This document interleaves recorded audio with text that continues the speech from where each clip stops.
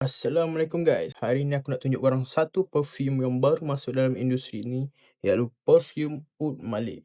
Aku sendiri dah try perfume ni, memang sedap.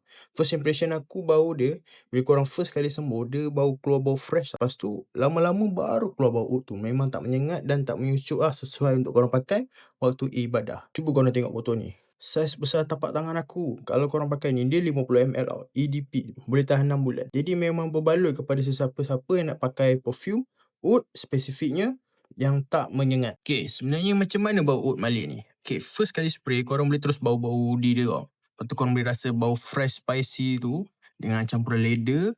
Tapi tu dia ada bau musky tu tak? Bau musky tu bau lelaki tau. Lepas tu ada smoky sikit dengan amber. Itu bau oud Malik. First spray je korang dah rasa bau fresh. Bau maskulin tu yang paling kuat. Tapi base dia ni woody. Yang paling lama tahan bau woody dia. Apa yang korang akan dapat bila beli Oud Malik 50ml?